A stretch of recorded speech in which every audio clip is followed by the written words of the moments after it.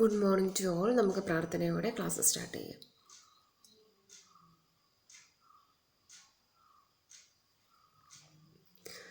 നമ്മൾ കഴിഞ്ഞ ക്ലാസ്സിൽ ബോംബെ സ്റ്റോക്ക് എക്സ്ചേഞ്ച് എന്താണെന്ന്, അതിൻ്റെ മാനേജ്മെൻറ്റ്, അതിൻ്റെ പ്രാധാന്യങ്ങൾ വരെയാണ് നോക്കിയത്. ഇനി അടുത്തത് നോക്കുന്നത് operations. Bombay stock exchange has equity, ഡെപ്റ്റ് ആൻഡ് ഡെറിവേറ്റീവ് സെഗ്മെൻറ്റ്സ്. BSEനെ ഇക്വിറ്റി, ഡെപ്റ്റ്, ഡെറിവേറ്റീവ് സെഗ്മെൻ്റ് ആയിട്ടാണ് നമ്മൾ പരിഗണിക്കുന്നത്. The trading of BSE is based on bolt system. അതായത് കച്ചവടമായിട്ട് ബന്ധപ്പെട്ട് നോക്കുമ്പോഴത്തേക്കും BSEയുടെ കച്ചവടം ഏത് രീതിയിലുള്ളതാണ്? ബോൾട്ട് ബേസിലുള്ളതാണ്. അതായത് എങ്ങനെയാണ്? ഓൺലൈൻ ട്രേഡിംഗ് സിസ്റ്റം ബേസിലാണ് അതിൻ്റെ കച്ചവട സമ്പ്രദായങ്ങളെല്ലാം തന്നെ നടത്തിക്കൊണ്ട് പോകുന്നത്. In this system the members, brokers entered orders for buying and selling of securities from trading work stations installed in their offices instead of assembling in the trading ring. പരമ്പരാഗതമായിട്ട് follow ചെയ്തിരുന്ന കച്ചവട സംബന്ധമായിട്ടുള്ള സംഭവത്തിനെക്കാട്ടിലും അതിനെ റീപ്ലേസ് ചെയ്തുകൊണ്ട് ഏത് രീതിയിലാണ്? അവരുടെ working സ്റ്റേഷനിൽ ഇൻസ്റ്റാൾ ചെയ്തിട്ടുള്ള ഏത് ബേസിസിലാണ്? ഓൺലൈൻ ട്രേഡിംഗ് സിസ്റ്റം ബേസിസിലാണ്, അല്ലെങ്കിൽ ആ സോഫ്റ്റ്വെയർ ബേസിസിലാണ് അവർ, അല്ലെങ്കിൽ ഈ BSEയിൽ കച്ചവടങ്ങൾ കൂടുതലായിട്ട് നടക്കുന്നത്. Trading is done from Monday to Friday. സാധാരണ രീതിയിൽ ട്രേഡിങ് ഇന്ന് തൊട്ട് ഇന്ന് വരെയാണ്, മൺഡേ ടു ഫ്രൈഡേ ആണ് നടക്കുന്നത്. The script traded in BSE are classified into group A, B, S, TS, Z, etc. on the basis of qualitative and quantitative parameters like volume of trade, market capitalization, etc. എന്നാണ് പറഞ്ഞേക്കുന്നത്? ഇത് ഏതാ? Qualitative, quantitative ബേസിസിൽ എന്ത് ചെയ്യുന്നു? ഏത് qualitative, quantitative basis തീരുമാനിക്കുന്ന ഏതാ? അവിടെ നടക്കുന്ന കച്ചവടത്തിൻ്റെ വോളിയം അനുസരിച്ച്, അല്ലെങ്കിൽ മാർക്കറ്റ് ക്യാപിറ്റലൈസേഷൻ്റെ രീതി അനുസരിച്ച് അവിടെയുള്ള ഷെയർസിനെ, അവിടെയുള്ള ഗ്രൂപ്പിനെ ഏതൊക്കെ ഗ്രൂപ്പുകളായിട്ട് ക്ലാസിഫൈ ചെയ്യുന്നു? A, B, S, TS, Z എന്ന രീതിയിൽ ക്ലാസിഫൈ ചെയ്യുന്നു. For the purpose of listing of BSE, companies have classified as large companies and small companies. എന്നവിടെ പറഞ്ഞേക്കുന്നത് നമുക്കറിയാം, BSEയിൽ കമ്പനികളിൽ ലിസ്റ്റ് ചെയ്യപ്പെടണമെങ്കിൽ രണ്ട് രീതിയിൽ അതിനെ ക്ലാസിഫൈ ചെയ്ത് വെച്ചിരിക്കുന്നു, അല്ലെ? കമ്പനീസിനെ രണ്ട് രീതിയിൽ ക്ലാസിഫൈ ചെയ്ത് വെച്ചിരിക്കുന്നത് ഏതാ? ലാർജ് കമ്പെന്നും സ്മോൾ കമ്പെന്നും. ഇനി എന്താണ് ലാർജ് സ്മോൾ കമ്പെന്ന് നോക്കുക. The large companies is a company which minimum issue size of ₹10 crore and market capitalization not less than 25 crore. എന്നവിടെ പറഞ്ഞേക്കുന്നത് മിനിമം ഇഷ്യൂ സൈസ്. ലാർജ് കമ്പനികളാണെങ്കിൽ അതിന് മിനിമം ഇഷ്യൂ പ്രൈസ് എന്ന് പറഞ്ഞാൽ എത്രയായിരിക്കും? 10 കോടിയും. അതുപോലെ തന്നെ മാർക്കറ്റ് ക്യാപിറ്റലൈസേഷൻ എത്രയിൽ കുറഞ്ഞു പോകാൻ പാടില്ല? 25 കോടിയിൽ കുറഞ്ഞു പോകാനും പാടില്ലാത്ത കമ്പനികളെയാണ് നമ്മൾ ഇന്ന് വിളിക്കുന്നത് ലാർജ് കമ്പനീസ് എന്ന് വിളിക്കുന്നത്. ഇനി അടുത്തതാണ് സ്മോൾ കമ്പനീസ്. അതെന്തായിരിക്കും? With minimum issue size 3 crore and minimum market capitalization 5 crore. എന്നാണ് പറഞ്ഞേക്കുന്നത്? മിനിമം ഇഷ്യൂ പ്രൈസ് എന്ന് പറഞ്ഞാൽ എത്രയായിരിക്കും? 3 കോടിയും മാർക്കറ്റ് ക്യാപിറ്റലൈസേഷൻ 5 കോടിയിലും കുറയാത്ത സ്ഥാപനങ്ങളെയാണ് നമ്മൾ ഇന്ന് വിളിക്കുന്നത് സ്മോൾ കമ്പനീസ് എന്ന് വിളിക്കുന്നത്. Sensex, BSE 100, BSE Dolex, BSE 200, BSE IPO index, etc. are the important BSE series of indices. എന്നാണ് പറഞ്ഞേക്കുന്നത്? BSEയുടെ പ്രധാനപ്പെട്ട സീരീസ് ഓഫ് സൂചകങ്ങളാണ് അവിടെ പറഞ്ഞിരിക്കുന്നത്. ഏതൊക്കെയാണ്? BSE 100, BSE Dolex, BSE 200, BSE IPO ഒക്കെ എന്ന് പറയുന്ന ഏതാ? ബോംബെ സ്റ്റോക്ക് എക്സ്ചേഞ്ചിൻ്റെ സൂചികകളാണ്. Many other exchanges exist. BSE and NSE account for most of the trading shares in India. ബാക്കി ഇഷ്ടംപോലെ സ്റ്റോക്ക് എക്സ്ചേഞ്ചുകൾ നിലനിൽക്കുന്നു എന്ന് വരികിലും എന്താ, ഇന്ത്യനെ സംബന്ധിച്ച് നോക്കുമ്പോൾ BSE, NSE ആണ് അതിൽ കച്ചവടമായിട്ട് ബന്ധപ്പെട്ട ഏറ്റവും ടോപ്പിൽ നിൽക്കുന്നത് എന്ന് തന്നെ പറയാം. ഇനി അടുത്തത് listing of securities. Securities of a company are said to be listed when they have been included in the official list of the stock exchange for trading. Listing is compulsory for those companies which go for public issue. The objective of listing is to provide marketability and liquidity to the securities and also ensure investors protection. എന്നാണ് പറഞ്ഞേക്കുന്നത്? Listing of securities എന്ന് പറഞ്ഞാൽ എന്താ? കമ്പനികളുടെ ഷെയർസിൻ്റെ details stock എക്സ്ചേഞ്ചിൻ്റെ official ലിസ്റ്റിൽ include ചെയ്യുന്നുണ്ടെങ്കിൽ, അല്ലേ, ഉൾപ്പെടുത്തിയിട്ടുണ്ടെങ്കിൽ അതിനെയാണ് ലിസ്റ്റിംഗ് ഓഫ് സെക്യൂരിറ്റീസ് എന്ന് വിളിക്കുന്നത്. ഞാനിവിടെ പറഞ്ഞേക്കുന്നത് പബ്ലിക് ഇഷ്യൂ, രണ്ടാമത്തെ സെൻറ്റൻസ് എന്ന് പറഞ്ഞിട്ടുണ്ടെങ്കിൽ listing is compulsory for the companies which go public issue. Public issue നടത്തുന്ന എല്ലാ കമ്പനികളും കൃത്യമായിട്ട് എന്ത് ചെയ്യണം? സെക്യൂരിറ്റീസ് ഏതെങ്കിലും അംഗീകൃത സ്റ്റോക്ക് എക്സ്ചേഞ്ചിൽ ലിസ്റ്റ് ചെയ്തിരിക്കണം. ദ ഒബ്ജക്റ്റീവ്സ് ഓഫ് ലിസ്റ്റിംഗ്, ഇനി എന്തിനു വേണ്ടിയിട്ടാണ് ലിസ്റ്റ് ചെയ്യുന്നത്? എന്തിനു വേണ്ടിയിട്ടാണ്? അവിടെ ഇൻവെസ്റ്റ് ചെയ്യുന്ന ആൾക്കാരുടെ താല്പര്യങ്ങൾ, ഇൻവെസ്റ്റേഴ്സിനെ സംരക്ഷിക്കുന്നതിന് വേണ്ടിയിട്ടും അതുപോലെ തന്നെ ലിക്വിഡിറ്റി, മാർക്കറ്റബിലിറ്റി വർദ്ധിപ്പിക്കുന്നതിനൊക്കെ വേണ്ടിയിട്ടാണ് സെക്യൂരിറ്റീസ് ലിസ്റ്റ് ചെയ്യുന്നത്. ഇനി അടുത്തത് റിക്വയർമെന്റ്സ് ഫോർ ലിസ്റ്റിംഗ്, അടുത്ത topic. A company desirous of listing of securities on the exchange shall be required to file application in the prescribed form with exchange before issue of prospectus with the register of companies. എന്നോട് പറഞ്ഞേക്കുന്നത് list ചെയ്യപ്പെടുന്നതിന് എന്തൊക്കെ വേണം എന്നാണ് പറഞ്ഞിരിക്കുന്നത്. A company desirous of listing a securities in exchange. Desirous എന്ന് പറഞ്ഞാൽ എന്താ? ആഗ്രഹിക്കുക. കമ്പനികൾ സെക്യൂരിറ്റീസ് ഏതെങ്കിലും ഒരു എക്സ്ചേഞ്ചിൽ ലിസ്റ്റ് ചെയ്യാൻ ആഗ്രഹിക്കുന്നെങ്കിൽ എന്ത് ചെയ്യണം? Shall required to file an application in the prescribed form, പറഞ്ഞിരിക്കുന്ന മാതൃകയിൽ കൃത്യമായിട്ട് അപേക്ഷ സമർപ്പിച്ചിരിക്കണം. അതുപോലെ തന്നെ എന്താ? With exchange before the issue of prospectus with the register of companies. പിന്നെ എന്ത് ചെയ്യണം? പ്രോസ്പെക്ടസും ഇഷ്യൂ ചെയ്തിരിക്കണം. Every issuer has to obtain in principle approval from the recognised stock exchange before public issue. എന്നാണ് പറഞ്ഞേക്കുന്നത്? പബ്ലിക് ഇഷ്യൂ നടത്തുന്നതിന് മുമ്പ്, അതായത് പബ്ലിക് ഇഷ്യൂ നടത്തണമെങ്കിൽ അംഗീകൃതമായിട്ടുള്ള ഏതെങ്കിലും സ്റ്റോക്ക് എക്സ്ചേഞ്ചിന്റെ മുൻപേറുള്ള അനുവാദം കിട്ടിയിരിക്കണം. The company shall responsible to follow the requirements specified in the Companies Act, the listing norms issued by SEBI from the time to time, and the regulations make the securities eligible to listed and continuous listing on the stock exchange. എന്നാണ് പറഞ്ഞേക്കുന്നത്? കമ്പനികൾ കൃത്യമായിട്ട്, അല്ലെ, list ചെയ്യണമെങ്കിൽ കൃത്യമായിട്ട് എന്ത് ചെയ്യണം? Requirements specified by the companies act. Companies ആക്ടിൻ്റെ അകത്ത് എന്തെങ്കിലും പറഞ്ഞിട്ടുണ്ടെങ്കിൽ അതെല്ലാം കൃത്യമായിട്ട് പാലിക്കണം. അതുപോലെ ഇതുമായിട്ട് ബന്ധപ്പെട്ട സെബി എന്തെങ്കിലും നടപടിക്രമങ്ങൾ അല്ലെങ്കിൽ മാർഗനിർദ്ദേശങ്ങൾ ഇറക്കിയിട്ടുണ്ടെങ്കിൽ അത് കൃത്യമായിട്ട് ഫോളോ ചെയ്യുകയും ചെയ്യണം. അല്ലെ, രണ്ട് കാര്യങ്ങൾ. സെബിയുടെയും അതുപോലെ തന്നെ കമ്പനീസ് ആക്ടിൻ്റെയും മാനദണ്ഡങ്ങളെ കൃത്യമായിട്ട് ഫോളോ ചെയ്തിരിക്കണം. ഞാൻ ഫസ്റ്റ് ഫോളോ ചെയ്തു എന്ന് പറഞ്ഞുകൊണ്ട് അതേപടി തന്നെ എന്ത് ചെയ്യാൻ പാടില്ല? കണ്ടിന്യൂസ് ആയിട്ട് ഫോളോ ചെയ്യാൻ പാടില്ല. പിന്നെ എന്തായിരിക്കും? ടൈം ടു ടൈമിൽ സെബി ഇതിൽ കുറച്ചധികം വ്യത്യാസങ്ങൾ വരുത്തും. അല്ലേ, അത് വേണം എന്ത് ചെയ്യാൻ. പണ്ട് നേരത്തെ ഒരു വർഷം മുമ്പ് അങ്ങനെയാണെന്ന് പറഞ്ഞുകൊണ്ട് കണ്ടിന്യൂസ് ആയിട്ട് അത് ചെയ്തുകൊണ്ടിരിക്കാൻ പാടില്ല. എന്തെങ്കിലും പുതിയ അപ്ഡേഷൻസ് വന്നിട്ടുണ്ടെങ്കിൽ അത് പ്രകാരമായിരിക്കണം എന്ത് ചെയ്യാൻ? കൃത്യമായിട്ട് ആ നിയമസംഹിതകളെല്ലാം കൃത്യമായിട്ട് ഫോളോ ചെയ്യും. The basic norms for listing of securities are uniform for all exchange. എന്നാണ് പറഞ്ഞിരിക്കുന്നത്? അടിസ്ഥാനപരമായിട്ടുള്ള നിയമങ്ങൾ എല്ലാ സ്റ്റോക്ക് എക്സ്ചേഞ്ചിലും എന്തായിരിക്കും? യൂണിഫോം ബേസിസിലായിരിക്കും. അല്ലെ, ഒരേ രീതിയിലാണ് ഫോളോ ചെയ്തുകൊണ്ട് പോകുന്നത്. They will be mentioned in the listed agreement entered into between the company and concerned stock exchange. കൃത്യമായിട്ട് അത് മനസ്സിലാകും. ആ എഗ്രിമെന്റ് കൃത്യമായിട്ട് പറഞ്ഞു കൊടുക്കും. എന്താ? സ്റ്റോക്ക് എക്സ്ചേഞ്ചും ആ കമ്പനിയും തമ്മിലുള്ള എഗ്രിമെന്റ് സൈൻ ചെയ്യുമ്പോൾ അല്ലെങ്കിൽ ആ കരാറിൽ ഏർപ്പെടുമ്പോൾ കൃത്യമായിട്ട് അത് അവർക്ക് പറഞ്ഞു കൊടുക്കുന്നു. Under the listing agreement company undertakes amongst the other things. എന്നോട് പറഞ്ഞിരിക്കുന്നത് ലിസ്റ്റിംഗിൽ ഏർപ്പെടുമ്പോൾ അല്ലെങ്കിൽ ലിസ്റ്റിംഗ് എഗ്രിമെന്റിൽ ഏർപ്പെടുമ്പോൾ ഈ പറയുന്ന സംഭവങ്ങൾ കൃത്യമായിട്ട് നോക്കണം. ഏതാ? To provide facilities to prompt transfer, registration, sub division and consolidation of securities, to give proper notice of closure and transfer of book and records, to forward 6 copies of unbridged annual report, balance sheet and profit and loss account of stock exchange, to file shareholding patterns and financial result of quarterly basis, to intimate the promptly to stock exchange happenings which are likely to materially affect the financial performance and company and its stock prices, അടുത്ത to comply with the conditions of the corporate governance etc. The compliance of this mentioned by the stock exchange. എന്നോട് പറഞ്ഞേക്കുന്നത് listing എഗ്രിമെന്റിൽ ഏർപ്പെടുമ്പോൾ companies ഈ താഴെ പറയുന്ന, അല്ലേ, പറഞ്ഞിരിക്കുന്ന സംഭവങ്ങൾ കൃത്യമായിട്ട് കൊടുക്കുകയും വാങ്ങുകയും ഫോളോ ചെയ്യുകയും ഒക്കെ ചെയ്തിരിക്കണം.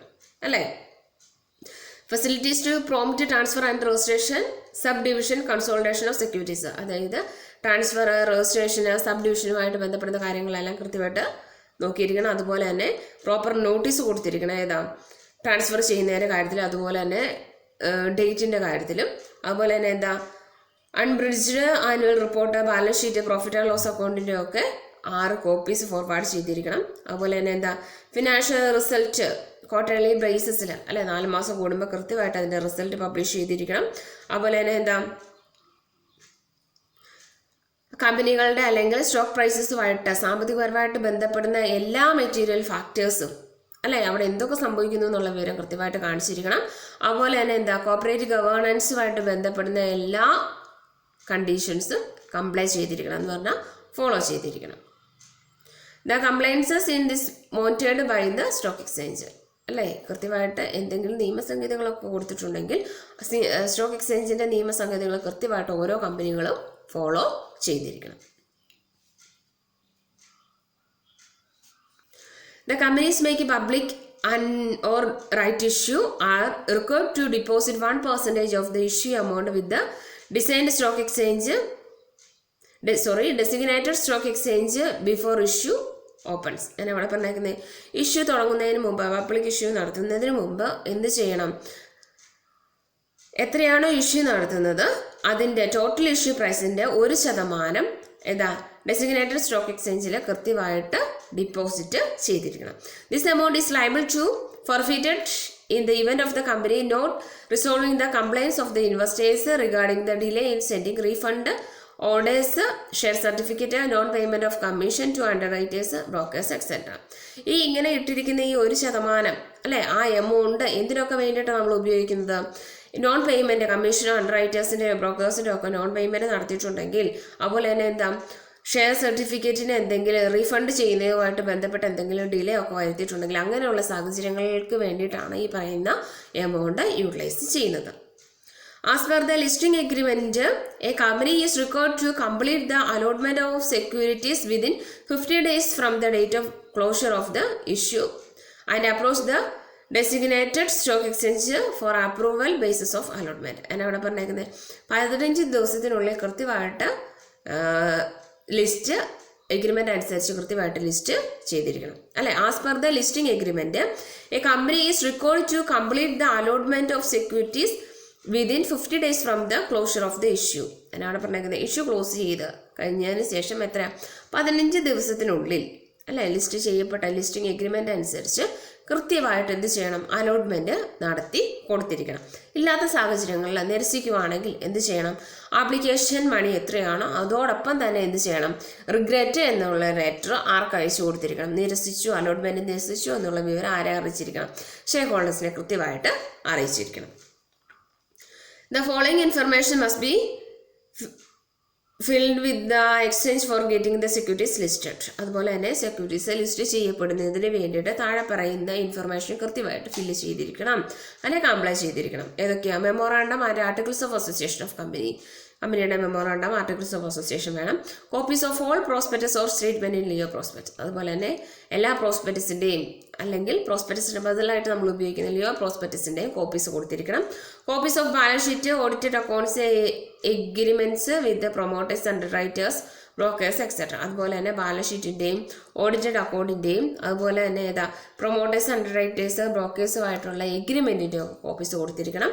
Details of the shares and debentures issued and share forfeited. അതുപോലെ തന്നെ ഷെയർസിൻ്റെ ഡെബഞ്ചേഴ്സിൻ്റെ ഡീറ്റെയിൽസ് അതുപോലെ തന്നെ ഷെയർ ഫോർഫിറ്റ് ചെയ്തിരിക്കുന്നതിൻ്റെ ഡീറ്റെയിൽസ് ഒക്കെ കൊടുത്തിരിക്കണം. അടുത്ത details of the issue of bonus and dividend declared. അതുപോലെ തന്നെ ബോണസ് അതുപോലെ തന്നെ ഡിവിഡൻഡ് ഡിക്ലെയർ ചെയ്തിരിക്കുന്ന ഡീറ്റെയിൽസ് കൊടുത്തിരിക്കണം. പിന്നെ history of the company in brief. അതുപോലെ തന്നെ കമ്പനിയുമായിട്ട് ബന്ധപ്പെടുന്ന കാര്യങ്ങൾ ബ്രീഫായിട്ട് കൊടുത്തിരിക്കണം. And undertaking regarding the complaints with the provisions of the companies act 1956 and securities contract act 1956 as well as rules made there. അതുപോലെ തന്നെ സെബിയുടെയും കമ്പനീസ് ആക്ടിൻ്റെ മാനദണ്ഡങ്ങൾ കൃത്യമായിട്ട് ഫോളോ ചെയ്തിരിക്കണം. അതുപോലെ തന്നെ അതിൻ്റെ നിർദ്ദേശങ്ങൾ. A list of the highest 10 holders of each classes and kinds of securities of the company. അതുപോലെ തന്നെ കമ്പനികളുടെ ഏറ്റവും ടോപ്പായിട്ട് ഹയസ്റ്റ് ആയിട്ടുള്ള 10 സ്റ്റോക്ക് ഹോൾഡേഴ്സിൻ്റെ പേര് വിവരങ്ങൾ അല്ലേ, ഏത് രീതിയിലുള്ള ക്ലാസ് ആണ് അല്ലെങ്കിൽ ഏത് കൈൻഡിലുള്ള ഷെയർസ് ആണ് ഏറ്റെടുത്തിരിക്കുന്നത് എന്നുള്ള വിവരം കൃത്യമായിട്ട് കൊടുത്തിരിക്കണം. അടുത്ത as per SEBI guidelines and issuer company should complete formalities within 7 days for the finalization of the basis of allotment. Allotment finalise ചെയ്ത് 7 ദിവസത്തിനുള്ളിൽ കൃത്യമായിട്ട് എന്ത് ചെയ്യണം, കംപ്ലീറ്റ് ഫോർമാലിറ്റീസ് ഫുൾഫിൽ ചെയ്ത് കൊടുത്തിരിക്കണം. In addition to all these rules, regulations and compliance, every stock exchange has set a guidelines for its own for the companies to list them. For example, they may provide minimum issue size and market capitalization of the issuing company. എന്നാ ഇവിടെ പറഞ്ഞേക്കുന്നത്? മുകളിൽ പറഞ്ഞിരിക്കുന്നതെന്ന് പറഞ്ഞാൽ എന്താ? List ചെയ്യപ്പെടുന്നതുമായിട്ട് ബന്ധപ്പെട്ട കമ്പനിയുടെ അല്ലെ companies ആക്ടിന്റെ അല്ലെങ്കിൽ സെബിയുടെ മാനദണ്ഡങ്ങൾ ആ കമ്പനികൾ പാലിക്കണം എന്നാണ് പറഞ്ഞിരുന്നത് അല്ലെ. ഈ താഴെ പറഞ്ഞിരിക്കുന്നത് എന്താ? In addition to all these rules and regulations അല്ലെ. ആ മുകളിൽ പറഞ്ഞിരിക്കുന്ന റൂൾസ് ആൻഡ് റെഗുലേഷൻസ് കൂടാതെ കമ്പനികൾക്ക് അവരുടേതായ കുറച്ചധികം മാനദണ്ഡങ്ങൾ ഇതുമായിട്ട് ബന്ധപ്പെട്ട അലോട്ട്മെന്റുമായിട്ട് അല്ലെങ്കിൽ ഷെയർ ട്രാൻസ്ഫർ ചെയ്യുന്നതുമായിട്ട് ബന്ധപ്പെട്ട് അവരുടേതായ കുറച്ചധികം മാനദണ്ഡങ്ങൾ ഫോർമുലേറ്റ് ചെയ്യാം. എക്സാമ്പിളായിട്ട് അവിടെ പറഞ്ഞിരിക്കുന്ന ഏതാ? മിനിമം ഇഷ്യൂ സൈസ് എന്ന് പറഞ്ഞാൽ അതുപോലെ തന്നെ മിനിമം മാർക്കറ്റ് ക്യാപിറ്റലൈസേഷൻ ഇത്രയാണ് എന്ന് അവർക്ക് തന്നെ ഫിക്സ് ചെയ്യാം എന്നതാണ്. ഇനി അടുത്ത അഡ്വാൻറ്റേജ് ഓഫ് ലിസ്റ്റിംഗ്. ലിസ്റ്റ് ചെയ്യപ്പെടുന്നത് വഴിയുള്ള ഗുണങ്ങൾ എന്തൊക്കെയാണ്? ലിക്വിഡിറ്റി പൊസിഷൻ കൂടുന്നു അല്ലേ. Provide liquidity of the shares of the company അല്ലെ. കമ്പനിയുടെ ലിക്വിഡിറ്റി പൊസിഷൻ വർദ്ധിപ്പിക്കുന്നു. പിന്നെ image improve the public image of the company അല്ലെ. കമ്പനിയുടെ ഇമേജ് വർദ്ധിപ്പിക്കുന്നു. കാരണം എന്താ? Listed companies are very often mention in the stock market reports, TV, news papers etcetera. എന്താ? ലിസ്റ്റ് ചെയ്യപ്പെടുന്ന കമ്പനികളുടെ ഡീറ്റെയിൽസ് TVകളിലും അതുപോലെ തന്നെ മാർക്കറ്റ് റിപ്പോർട്ടുകളിലൊക്കെ വരുന്നത് വഴി എന്ത് ചെയ്യുന്നു? കമ്പനിയുടെ ഇമേജ് വർദ്ധിക്കുന്നു. ഇനി അടുത്തത് wider market four shares. Publicity coverage attract the investors from different parts of the company അല്ലേ. പബ്ലിസിറ്റി കിട്ടുന്ന അനുസരിച്ച് എന്ത് സംഭവിക്കുന്നു? രാജ്യത്തെമ്പാടുമുള്ള ആൾക്കാർ ഇതിൻ്റെ വരിക്കാരാകാൻ അല്ലെങ്കിൽ കമ്പനിയുടെ ഷെയർസ് ഏറ്റെടുക്കാൻ സന്നദ്ധരാകുന്നു. പിന്നെ easy finance. Financial institutions are ready to extend finance to companies those shares are listed. List ചെയ്യപ്പെടുന്ന കമ്പനികളുടെ ഷെയർസ് അല്ലെങ്കിൽ അവർക്ക് ഫിനാൻസ് കൊടുക്കാൻ എല്ലാ ധനകാര്യ സ്ഥാപനങ്ങളും സന്നദ്ധരാകുന്നു. Collateral securities. Listed securities are treated as collateral securities by financial institutions for lending money. അതുപോലെ തന്നെ എന്താ? പൈസ മേടിക്കുമ്പോൾ അല്ലെങ്കിൽ വായ്പകൾ മേടിക്കുമ്പോൾ അഡീഷണൽ സെക്യൂരിറ്റീസ് ആയിട്ട് ഇതിനായി ലിസ്റ്റ് ചെയ്യപ്പെടുന്ന കമ്പനികളുടെ ഷെയർസിന് നമുക്ക് ഉപയോഗിക്കാവുന്നതാണ്. പിന്നെ protection of investors. The listed companies have fulfil many obligation prescribed by the SEBI and other agencies. നമുക്കറിയാം ഏതെങ്കിലും കമ്പനിയിൽ ഏതെങ്കിലും അംഗീകൃത സ്റ്റോക്ക് എക്സ്ചേഞ്ചിൽ കമ്പനിയുടെ ഷെയർസ് ലിസ്റ്റ് ചെയ്യപ്പെടണമെങ്കിൽ എന്ത് ചെയ്യണം? സെബിയുടെ അതുപോലെ അതിന് തത്തുല്യമായിട്ട് അല്ലെങ്കിൽ അതേ അധികാര മേഖലയിൽ നിൽക്കുന്ന കമ്പനികളുടെ മാനദണ്ഡങ്ങൾ മാർഗനിർദ്ദേശങ്ങൾ കൃത്യമായിട്ട് പാലിക്കണം. This ensures that such companies comply with the rules and regulations of SEBI and other agencies. എന്ന് പറഞ്ഞാൽ എന്തായിരിക്കും? ആ സെബി നൽകുന്ന അല്ലെങ്കിൽ അതുപോലുള്ള അധികാരികൾ നൽകുന്ന മാനദണ്ഡങ്ങൾ കൃത്യമായിട്ട് ഫോളോ ചെയ്യണം എന്നാണ് അതിൻ്റെ അർത്ഥം അല്ലേ. This guarantee for the safety of the money of the investors. ഇത് അവിടെ ഇൻവെസ്റ്റ് ചെയ്യുന്ന ആൾക്കാർക്ക് ഒരു ഗ്യാരണ്ടിയാണ് അല്ലേ, ഒരു സംരക്ഷകനായിട്ട് പ്രവർത്തിക്കുന്നു. കാരണം എന്താ? ഇത് ഗവൺമെൻറ്റിൻ്റെ കീഴിലുള്ളതാണ് അല്ലെ സെബിയുടെ കീഴിലുള്ളതാണ് എന്നൊരു ഉറപ്പ് അവർക്ക് കൊടുക്കുന്നു. അടുത്ത disclosure of vital information. It is beneficial to investors. അതായത് അടിസ്ഥാനപരമായിട്ടുള്ള എല്ലാ വിവരങ്ങളും ആർക്ക് പ്രൊവൈഡ് ചെയ്ത് കൊടുക്കുന്നു? അവിടുത്തെ ഇൻവെസ്റ്റേഴ്സിന് പ്രൊവൈഡ് ചെയ്ത് കൊടുക്കുന്നു. ഇനി അടുത്ത disadvantage. Companies are subject to strict rules and regulations. Companies കൃത്യമായിട്ട് കർക്കശമായിട്ടുള്ള മാർഗ്ഗനിർദ്ദേശങ്ങൾ നിബന്ധനകളൊക്കെ പാലിക്കേണ്ടി വരുന്നു. രണ്ടാമത്തെ, companies have to disclose vital information to competitors such as declaration of bonus, dividend etcetera. എന്നെ അവിടെ പറഞ്ഞേക്കുന്നത് കമ്പനിയുടെ പ്രധാനപ്പെട്ട വിവരങ്ങളെല്ലാം അല്ലേ, ബോണസുമായിട്ട് ഡിവിഡൻറ്റുമായിട്ട് ബന്ധപ്പെടുന്ന വിവരങ്ങളെല്ലാം കൃത്യമായിട്ട് പബ്ലിഷ് ചെയ്യപ്പെടേണ്ടി വരുന്നു. അടുത്തത്, information received by the stock exchange and related persons may lead to speculation. അതുപോലെ തന്നെ സ്റ്റോക്ക് എക്സ്ചേഞ്ചിൽ അതുപോലെ തന്നെ അതുമായിട്ട് ബന്ധപ്പെടുന്ന ആൾക്കാരിൽ നിന്ന് കിട്ടുന്ന വിവരങ്ങൾ വഴിയൊക്കെ എന്താ കൂടുതലായിട്ട് ഊഹ കച്ചവടങ്ങൾ അല്ലെ, സ്പെക്കുലേഷന് കൂടുതലായിട്ട് സാധ്യത വരുന്നു. എന്ന് പറഞ്ഞാൽ എന്താ, യഥാർത്ഥത്തിലുള്ള കച്ചവടത്തിനെക്കാളും ഊഹ കച്ചവടങ്ങൾ കൂടുതലായിട്ട് നടത്തുന്നതിന് ഇത് കാരണമാകുന്നു. This may be detrimental to interest of the company. Detrimental എന്ന് പറഞ്ഞാൽ എന്താ, ഹാനികരമാകുക, ദോഷകരമായിട്ട് ബാധിക്കുക എന്നാണ് കേട്ടോ. ഈ സ്പെക്കുലേഷൻ കമ്പനിയുടെ താല്പര്യത്തിനെ ദോഷകരമായിട്ട് ബാധിക്കുന്നു. അടുത്തത്, the company may have to incur heavy expenditure in public issue with a listing procedure. അതുപോലെ തന്നെ എന്താ, ഇതിൻ്റെ എക്സ്പെൻസസ് എന്ന് പറഞ്ഞാൽ താരതമ്യേന വളരെ കൂടുതലായിരിക്കും. ഇനി അടുത്തത്, members of stock exchange. The members of stock exchange are called stock brokers or share brokers. Stock എക്സ്ചേഞ്ചിൻ്റെ മെമ്പേഴ്സിനെ നമ്മൾ ഏത് പേരിട്ട് വിളിക്കുന്നു? സ്റ്റോക്ക് ബ്രോക്കേഴ്സ് അല്ലെങ്കിൽ ഷെയർ ബ്രോക്കേഴ്സ് എന്ന് വിളിക്കുന്നു. They are classified into the groups depending the nature of their activities in stock exchange. അവരെ ക്ലാസിഫൈ ചെയ്യുന്നു അടിസ്ഥാനപ്പെടുത്തി സ്റ്റോക്ക് എക്സ്ചേഞ്ചിൽ അവർ ചെയ്യുന്ന ആക്ടിവിറ്റീസിൻ്റെ തോതനുസരിച്ച് അവരെ ഓരോ കാറ്റഗറി ആയിട്ട് ക്ലാസിഫൈ ചെയ്യുന്നു. A person can become a member of stock exchange only if stock എക്സ്ചേഞ്ചിന് മെമ്പർ ആകണമെങ്കിൽ ഈ പറയുന്ന സംഭവങ്ങൾ കൃത്യമായിട്ട് ഫോളോ ചെയ്യണം. He is a citizen of India, ഇന്ത്യയിലെ അംഗമായിരിക്കണം. ഹീസ് 21 ഇയേഴ്സ് ഏജ് എന്ന് പറഞ്ഞാൽ എന്താ, 21 വയസ്സ് പൂർത്തീകരിച്ച ആളായിരിക്കണം. പിന്നെ he's not adjudged bankrupt or insolvent. Adjusted എന്ന് പറഞ്ഞാൽ എന്താ, വിധി കൽപ്പന എന്ന് പറഞ്ഞാൽ എന്താ, ബാങ്കിന്റെയോ അല്ലെ പാപ്പരായിട്ടോ ഇൻസോൾവെന്റ് ആയിട്ടോ പ്രഖ്യാപിച്ചിരിക്കുന്ന ആളാകാൻ പാടില്ല.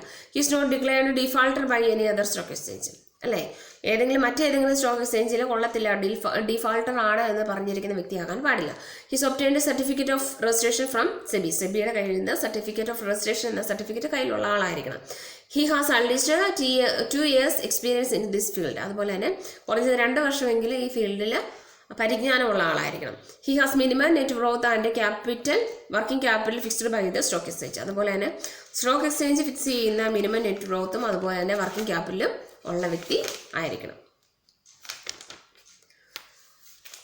അപ്പം മെമ്പേഴ്സ് ഓഫ് സ്റ്റോക്ക് എക്സ്ചേഞ്ച് വരെയാണ് നമ്മൾ നോക്കിയത്. ക്ലാസ് മനസ്സിലായെന്ന് വിശ്വസിക്കുന്നു. വീഡിയോ കാണുക, നോട്ട് പ്രിപ്പയർ ചെയ്യുക, എൻ്റെ പേഴ്സണൽ വാട്സപ്പ് അക്കൗണ്ടിലോട്ട് സെൻഡ് ചെയ്ത് തരിക. Okay, thank you.